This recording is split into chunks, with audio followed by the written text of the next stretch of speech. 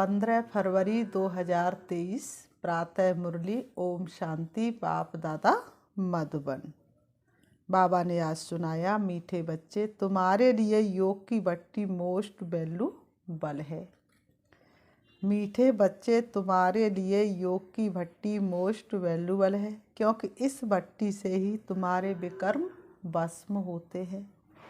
मीठे बच्चे तुम्हारे लिए योग की भट्टी मोस्ट वैल्यूबल है, क्योंकि इस भट्टी से ही तुम्हारे विकर्म भस्म होते हैं।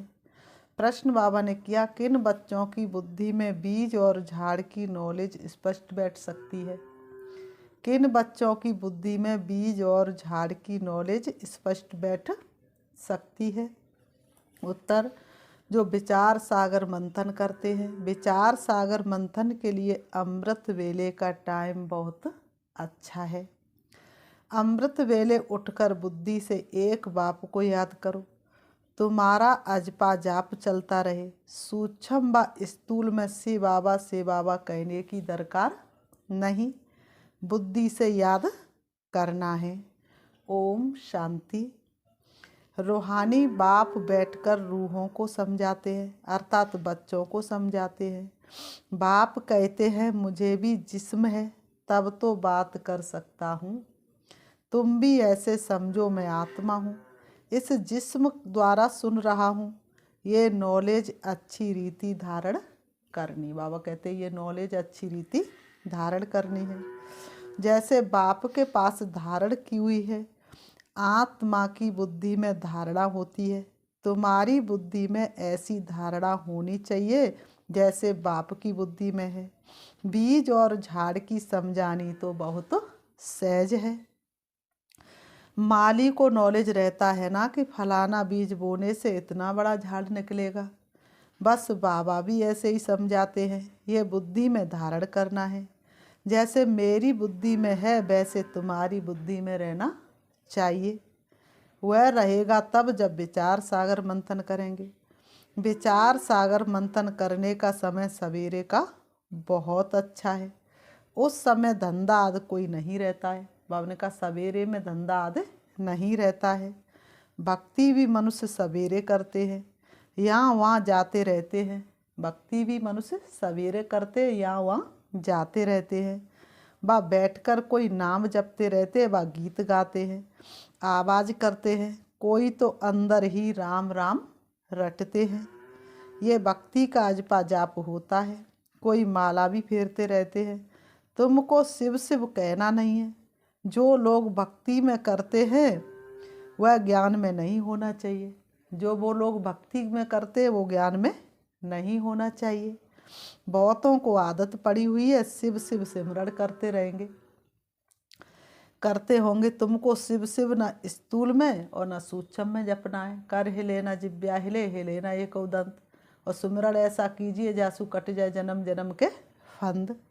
तुम बच्चे जानते हो कि हमारा बाप आया हुआ है, आएगा भी जरूर कोई शरीर में। उनका कोई अपना शरीर तो है नहीं। वह पुनर्जन्म रहते हैं। पुनर्जन्म मनुष्य सृष्टि में होता है। विष्णु के दो रूप लक्ष्मी नारायण हैं। देव देव महादेव कहते हैं। ब्रह्मा और विष्णु का आपस में कनेक्शन है, शंकर का कोई कनेक्शन नहीं है, इसलिए उनको बड़ा रखते हैं।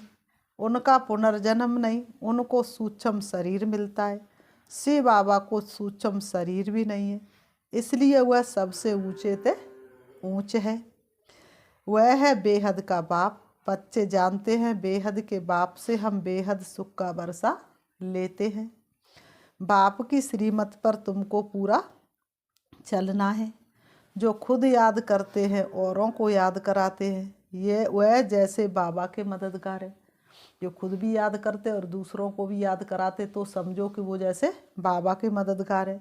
बाप और बरसे को याद करना है। बच्चों को समझाते रहते हैं, तुम्हारे अब 84 जन्म पूरे हुए हैं, बाकी थोड़ा टाइम है। नाटक में एक्टर समझते हैं अभी बाकी आधा घंटा है, फिर हम घर जाएंगे। टाइम देखते रहते हैं। तुम्हारी तो बेहद की बहुत बड़ी घड़ी है। समझाया है कि अब घर चलना है। बाप को याद करने से तुम्हारे विक्रम विनाश होंगे। और कोई शास्त्रों में ऐसा सहज योग है नहीं। वह तो बहुत हठयोग करते, बहुत मेहनत करते हैं, जो तुम माताएं कर ना सको। बाबा ने कहा जो तुम माताएं कर ना सको। तुमको हठ योगियों के मुहापिक आसन नहीं लगाना है। हाँ, सभा में ठीक होकर बैठना है। तुम्हारा राजयोग है टांग पर टांग चढ़ाकर बैठना। ऐसे राजयोग में बैठने से नशा चढ़ेगा। हठ योग में दोनों टांग चढ़ाते हैं। बाबा तुमको तकलीफ नहीं देते हैं। बाबा तुमको कोई तकलीफ नहीं देते हैं, सिर्फ थोड़ा फर्क रखना चाहिए कामन बैठने में और योग में बैठने में। तुम राजयोग सीख रहे हो तो ऐसे बैठना चाहिए जो मनुष्य समझे ये राजयोग में बैठे हैं। ये हमारा राजाई का ढंग है। तुम बेहद के बाप द्वारा राजाओं का राजा बन रहे हो। ऐसे बाप को घड़ी घड़ी याद करना है। बाबा ने कहा ऐसे बाप को तुम बच्चों को घड़ी घड़ी याद करना है। सतयुग में बाप को याद नहीं किया जाता है, अपने को किया जाता है। कलयुग में ना बाप को जानते ना अपने को जानते हैं, सिर्फ बाप को पुकारते रहते हैं। कलयुग में ना बाप को जानते ना अपने को जानते, पुकारते रहते हैं। अभी तुम अच्छी रीति जान गए हो और कोई ऐसे नहीं समझते कि बाप बिंदी है। अति सूक्ष्म भी कहते, फिर भी कहते हजारों सूर्यों से भी तीखा है, तो बात मिलती नहीं है। बाबा ने कहा अति सूक्ष्म भी कहते, फिर कहते हजारों सूर्यों से भी तेज है, तो बात मिलती नहीं है। जब कहते नाम रूप से न्यारा है, फिर हजारों सूर्य से तीखा क्यों कहना चाहिए। पहले तुम भी ऐसे समझते थे। बाप कहते ड्रामा में ये समझानी देरी से मिलनी थी। सूक्ष्म ते सूक्ष्म गुहा बातें समझकर समझाई जाती हैं।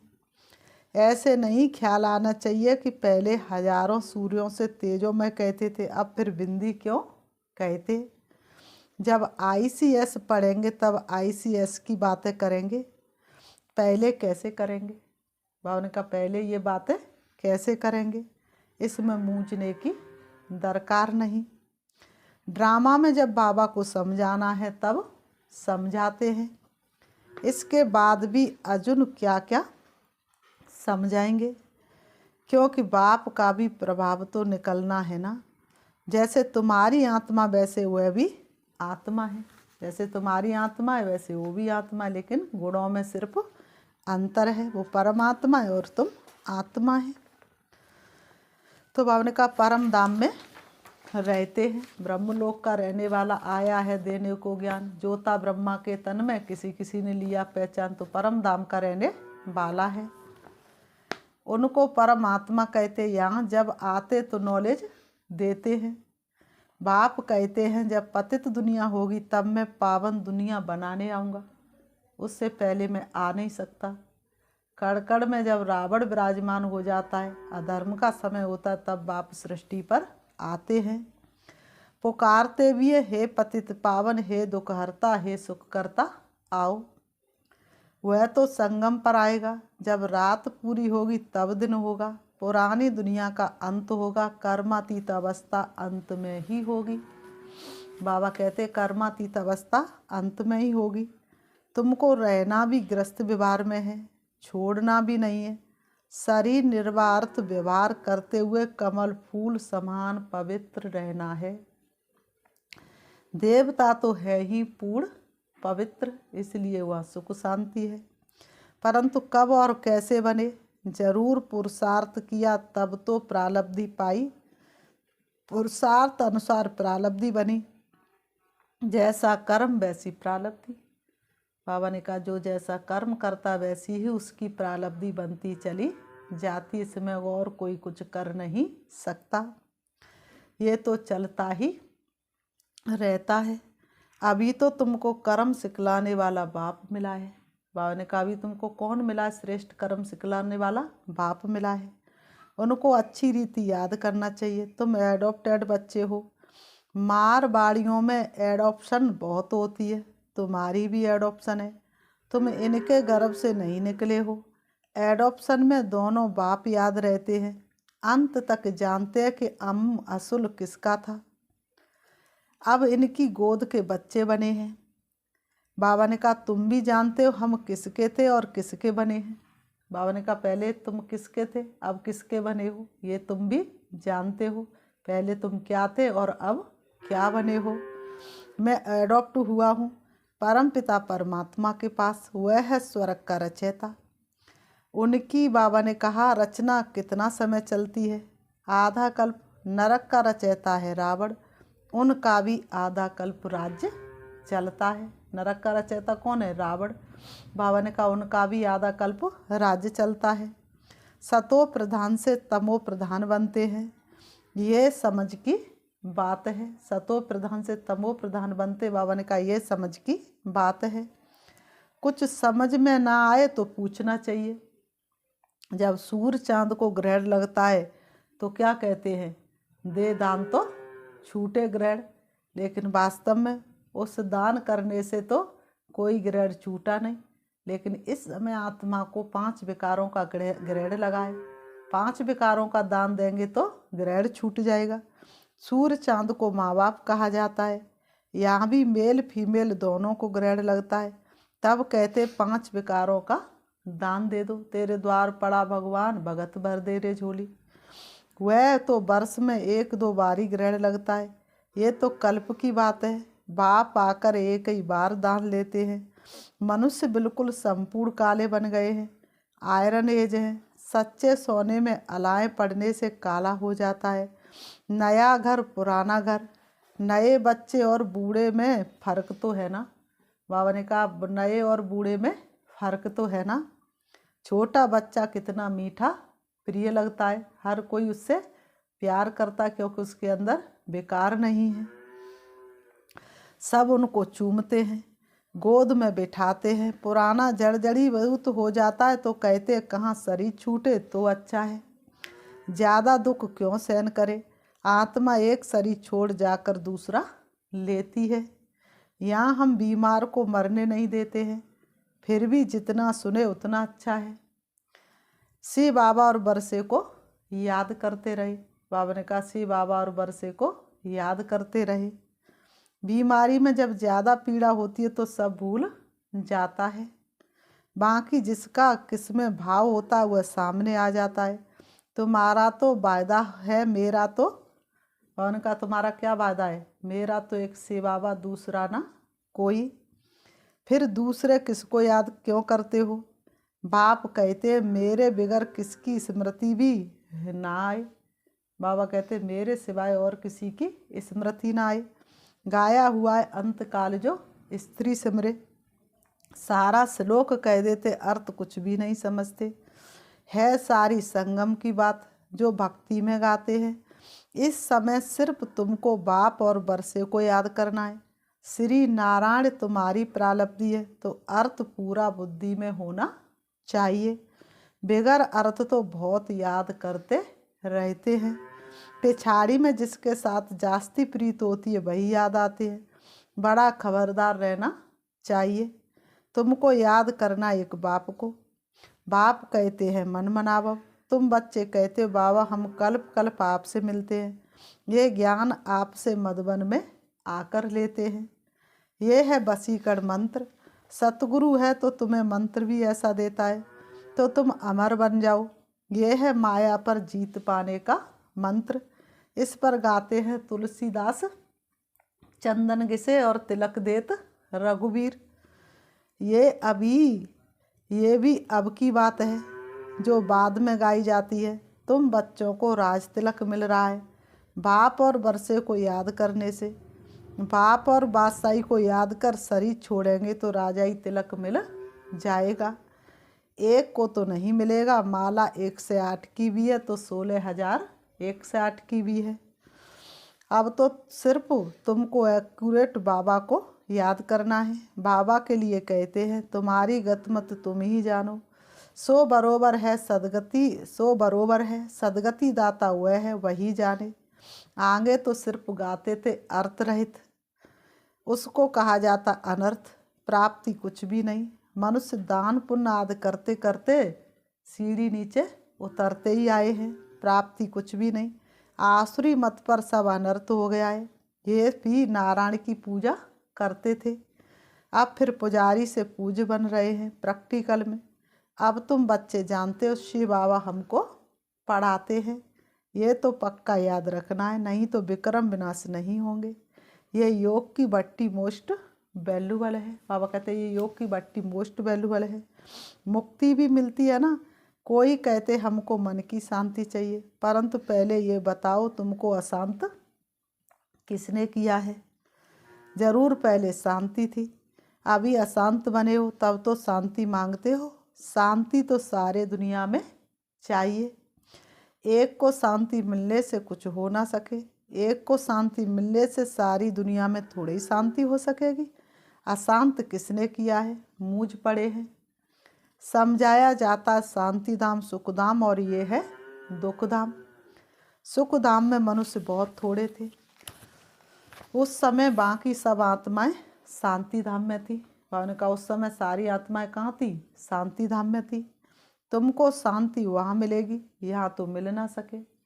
बाबा कहते तुमको शांति वहाँ मिलेगी, यहाँ तो शांति मिल ना सके, कितना भी पुरुषार्थ कर लो। यहाँ तो है ही दुख धाम, दुख में अशांति होती है। ये तो बहुत सहज है। बाबा ने कहा ये मार्ग तो बहुत सहज है। ये प्रभु मिलन के नज़ारे कितने सुंदर है, लेकिन इनको देखते कोटों में कोई है। किसको भी समझाना है। सुख शांति का बरसा देने वाला एक ही बाप है। सतयुग में सुख शांति दोनों ही है। यहाँ आत्मा चाहती है कि मेरा मन शांत हो, तो जाओ तुम अपने घर परम धाम। बाबा ने कहा तो शांति कहाँ मिलेगी? परम धाम में। परंतु पतित फिर जा भी ना सके, इसलिए बाप समझाते मुझे याद करो तो अंतमति सो गति हो जाएगी। बाप और बरसे को याद करो। शिव बाबा कहते बच्चों बाप और बरसे को याद करो। परंतु माया ऐसी है जो पवित्र बनने नहीं देती है। जैसे बाप बलवान है वैसे माया भी बलवान है। अबलाओं पर देखो कितने अत्याचार होते हैं, विष बिगर रह ना सके। बाबा के पास अनेक प्रकार के समाचार आते हैं। सबसे बड़ी हिंसा काम महाशत्रु की है। बाप कहते बच्चे विष छोड़ो, काला मोह नहीं करो, तो कहते कोशिश करेंगे ये जहर है, आदि मध्य अंत दुख देने वाला है। बाबा ने कहा ये जहर क्या है? आदि मध्य अंत दुख देने वाला है। परंतु तकदीर में नहीं है तो सुनते ही नहीं है, तकदीर में नहीं है तो सुनते ही नहीं है। आत्माओं को बाप बैठ समझाते हैं, आज से विकार में नहीं जाना तो मोह नीचे कर देते हैं। अरे काम महाशत्रु है, ये अच्छा थोड़ा ही है, ये है ही विशेष वर्ल्ड। सब पतित हैं, सतयुग में सभी संपूर्ण निर्विकारी है। अच्छा, मात पिता बाप दादा के कल्प अथवा 5000 वर्ष के बाद मिले हुए मीठे मीठे सिकीलते बच्चों को याद प्यार और गुड मॉर्निंग। रूहानी बाप की रूहानी बच्चों को नमस्ते। रूहानी हम बच्चों की रूहानी बाप दादा को याद प्यार और नमस्ते नमस्ते नमस्ते। धारणा के लिए मुख्य सार नंबर 1 बाबा ने कहा टाइम बहुत थोड़ा है, इसलिए बाप का पूरा पूरा मददगार बनकर रहना है। बाप और बरसे को याद करना और दूसरों को भी कराना है। टाइम बहुत थोड़ा, इसलिए बाप का पूरा पूरा मददगार बनकर रहना है। बाप और बरसे को याद करना और दूसरों को भी कराना है। नंबर 2, अंत समय के में एक बाप की याद रहे, इसके लिए दिल की प्रीत एक बाप से रखनी है। बाप बिगर और कोई की स्मृति ना आए, इसके लिए खबरदार रहना है। वरदान है सोचना कहना और करना, इन तीनों को समान बनाने वाले बाप समान संपन्न भव। सोचना कहना और करना इन तीनों को समान बनाने वाले बाप समान संपन्न भव। स्पष्टीकरण है बाप दादा अब सभी बच्चों को समान और संपन्न देखना चाहते हैं। संपन्न बनने के लिए सोचना कहना और करना तीनों समान हो, इसके लिए सब तैयारी भी करते हो, संकल्प भी है, इच्छा भी यही है, लेकिन ये इच्छा पूरी तब होगी जब और सब इच्छाओं से इच्छा मात्रम अविद्या बनेंगी। छोटी छोटी अनेक प्रकार की इच्छाएं ही इस एक इच्छा को पूर्ण करने नहीं देती हैं। छोटी छोटी अनेक प्रकार की इच्छा इस एक इच्छा को पूर्ण करने नहीं देती हैं। स्लोगन है, अव्यक्त व कर्मातीत स्थिति का अनुभव करना है तो कथनी करनी और रहनी को समान बनाओ। अव्यक्त व कर्मातीत स्थिति का अनुभव करना है तो कथनी करनी और रहनी को समान बनाओ। अच्छा, ओम शांति। अच्छा, ओम शांति। हम 5 मिनट से बाबा को याद करते हैं, चलेंगे। बाबा ने आज इतना अच्छा बताया, ना झरमुई झरमुई की बातें करनी है और ना ही सुननी है। खुद भी बाप को याद करना है और दूसरों को भी याद दिलानी है। अपने आप को बहुत सुंदर सम्मान देंगे। मैं पर चिंतन से मुक्त आत्मा हूँ, मैं सदा समर्थ आत्मा हूँ, स्वचिंतक आत्मा हूँ, प्रभु चिंतन करने वाली श्रेष्ठ आत्मा हूँ, सारे विश्व की आत्माओं का कल्याण करने वाली मैं श्रेष्ठ आत्मा हूँ, मैं संपूर्ण ब्राह्मण हूँ, मैं ब्राह्मण सो फरिश्ता हूँ। देह और देह की दुनिया से मुक्त होकर मैं आत्मा फरिश्ते की चमकीली ड्रेस धारण कर उड़ रही हूँ। देख रही हूँ अपने आप को, मैं उड़ रही हूँ। पहुंच जाती हूँ फरिश्तों की महफिल में, जहाँ अनेक फरिश्ते चमकीली ड्रेस के साथ विराजमान हैं। फरिश्तों के बादशाह ब्रह्मा बाबा उनकी भ्रकुटी में विराजमान शांति के सागर, प्रेम के सागर, सर्वशक्तिवान बाप को मैं देख रही हूँ। बाबा की शक्तिशाली दृष्टि मुझ फरिश्ते के ऊपर पड़ रही है।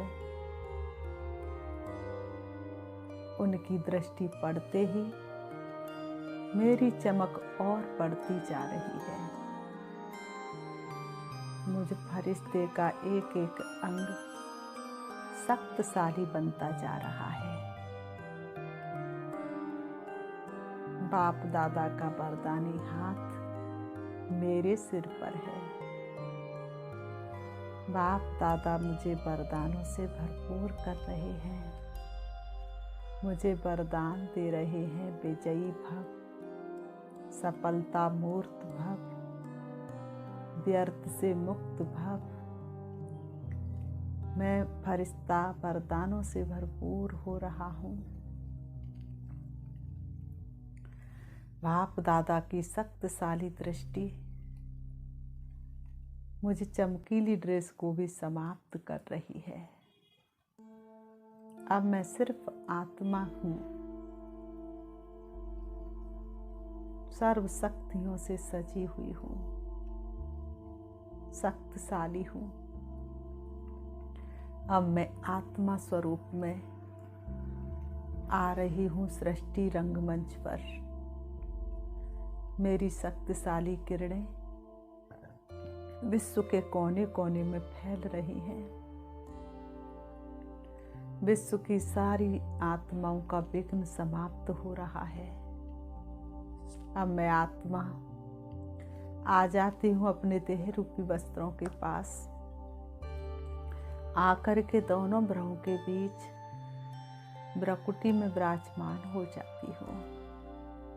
ओम शांति।